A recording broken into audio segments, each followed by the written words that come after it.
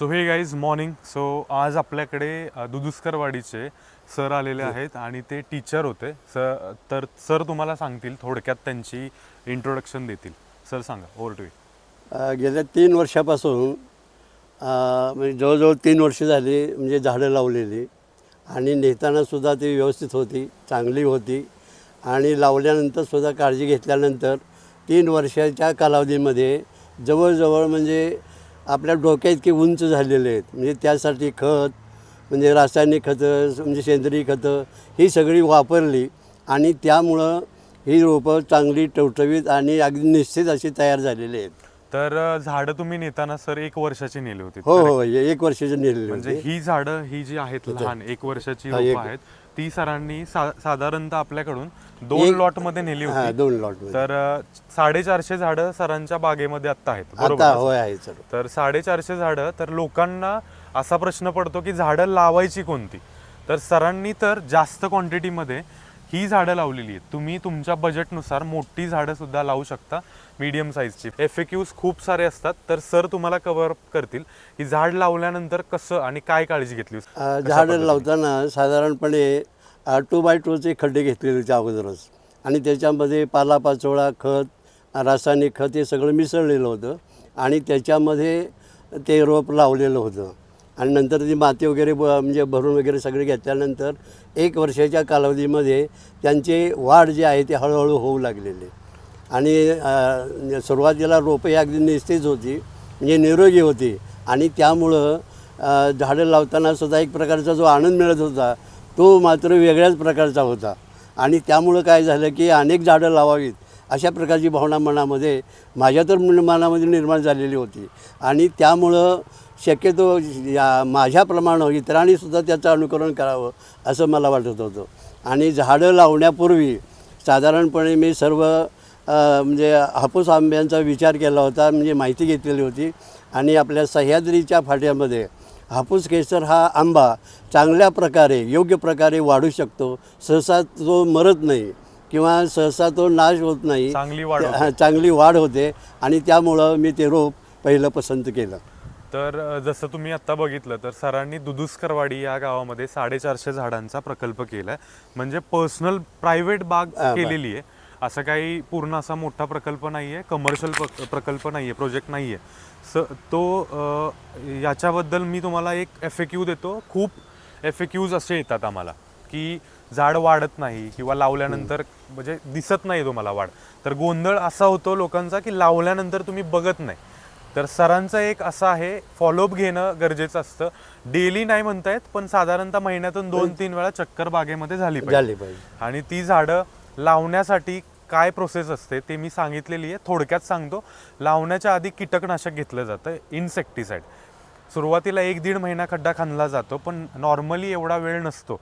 तर खड्डा खणला 1-2-3 दिवसामध्ये आपण इन्सेक्टिसाइड म्हणजे साधारणतः कीटकनाशक खत टाकायचं. त्याच्यानंतर गांडूळ खत असतं, वेगवेगळ्या प्रकारची ऑर्गॅनिक घ्यायचं. शेणखत घ्यायचं का नाही, तर शेणखतामध्ये वाळवी, हुमणी या गोष्टी असतात, त्यामुळे ही खतं तुम्ही घ्यायची नाहीत कोणती. जसं की शेणखत म्हटलं, त्यासाठी कीटकनाशकाचा वापर करायचा. उंदीर असेल तर थायमिट वापरायचं. अशा वेगवेगळ्या प्रकारची खतं येतात, इन्सेक्टिसाइड येतात, हे वापरायचं आणि मग झाड लावायचं. त्यानंतर तुम्हाला पूर्ण ट्रेन करायचं, 1 वर्ष 1.5 वर्ष झाड कटिंग करायची, ट्रिमिंग करायचे आणि मग साधारणतः 2.5-3 वर्षानं झाड माझ्या एवढं होऊ शकतं, म्हणजे 6 फुटाचं. बुंदा चांगला झाला, झाडाला फळं पेलण्याची ताकद तयार झाली की झाड तुम्ही पूर्ण फळं घेण्यासाठी योग्यतेचं आहे असं तुम्ही घेऊ शकता, म्हणजे फळ. सरांची झाडं आता तयार झालेली आहेत. आपण लवकरच सरांच्या बागेमध्ये व्हिजिट करूयात आणि बघूयात कसं आहे. तर सर आत्ता आले होते, अजून 15 झाडं सरांनी घेतलेली आहेत. तर बघूयात आपण कोणती घेतली. तर केशर ही झाडं घेतली आणि आपल्या नर्सरीमध्ये बऱ्यापैकी वेगवेगळी झाडं असतात. तर सरांनी जसं सांगितलं, सर या केशर, हापूस ह्या व्हरायटी सरांनी लावल्यात. त्याच्यानंतर आपल्या भागामध्ये ह्या व्हरायटी खूप चांगल्या येतात. त्याच्या व्यतिरिक्त सुद्धा एक 11 प्रकारच्या व्हरायटी आपण होल्ड करतो अभिनव नर्सरीमध्ये. तर तुम्ही अभिनव नर्सरीमध्ये व्हिजिट करू शकता. जावली भागामध्ये मेढा सातारा रोड, मेढा महाबळेश्वर या रोडच्या मध्येच अगदी केंजळ गावाच्या साईडलाच आपली अभिनव नर्सरी आहे.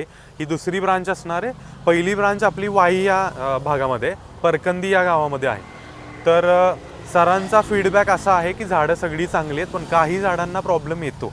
काही येतात. हा हो, जसं प्रश्नच नाही. खत आहे किंवा नाही, खालून सर, कीड लागते. कीड बरोबर. लागते, बरोबर तर तुम्ही काय फेस केलं? किती झाडं म्हणजे तुमची डेड प्लांट्स तुमच्या किती होते साधारणपणे 100 झाडं लावल्यानंतर त्याच्यामध्ये एक 3-4 झाडांचाच प्रॉब्लेम निर्माण होतो. प्रॉब्लेम येतो एवढं होतं आणि त्यामुळं ही झाडं नेणं गरजेचं आहे. करेक्ट. म्हणजे लक्ष जरी दिलं तरी पण झाडांमध्ये जातात प्रॉब्लेम ते. येऊ शकतो. येतो. म्हणजे 100% शुअरिटी आपण देतो, but देतो. हा, काही ते कीडच महत्त्वाचं नाही. आहे. बरोबर ना सर? बरोबर आहे. या गोष्टींचा जर व्यवस्थित लक्ष दिलं, अभ्यास केला, तर मग हा प्रॉब्लेम येऊ शकतो. तर सरांनी आता म्हणजे गाडी केली होती स्टार्टिंगला, आता थोडीशी झाडं आहेत. तर सरांच्या बाईकनुसार म्हणजे ह्या मोपेडवरती जेवढी बसतात तसं तेवढीच सरांनी घेतलेली आहेत. करेक्ट. तर हे दुसरा-तिसरा लॉट आहे हो, सरांचा. आणि बऱ्यापैकी. शक्यतो काय आहे बरं का, 1 वर्षामध्येच याला मोहर येऊ शकतो. 1 वर्ष झाड लावलं तरी सुद्धा 1 वर्षात मोहर येऊ शकतो. परंतु 1 वर्षामध्ये, 2 वर्षामध्ये, 3 वर्षामध्ये जरी मोहर आला तरी तरी नाही तो काढून टाकावा लागतो. म्हणजे झाडाला पेलणार नाही म्हणजे आंबा. झाडाचं खोड मजबूत होणं हे महत्त्वाचं असते. आणि ते जर मजबूत झालं तरच म्हणजे आंबे व्यवस्थित लागू शकतात. आणि जर पुढच्या वर्षी मोहर येतो ह्या झाडांना तर घ्यायचं नाही सर असं म्हणतात.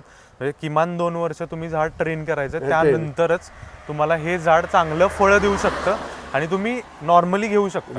ठीक आहे सर. बरं वाटलं सर भेटून तुम्हाला. हो, भेटूयात. okay, goodbye. अगदी थँक्यू सर माहिती दिल्याबद्दल. तर हा ॲड्रेस असा असणार आहे की मी साताऱ्यावरून येणाऱ्यांसाठी सातारा मेढा महाबळेश्वर रोड अशा या रोडला आपली अभिनव नर्सरी आहे. आणि रोड लगतच आहे. जावली भागामध्ये ही ब्रांच आहे, दुसरी ब्रांच. पहिली ब्रांच आपली वाई परकंदी गावामध्ये असणार आहे. So thank you guys. भेट नक्की द्या आणि सगळ्या प्रकारची झाडं आपण ठेवतो. हवी असतील तर ती आपण इम्पोर्टसुद्धा करतो. So thank you guys. भेटूयात. बाय. ओके. चलो थँक्यू सर.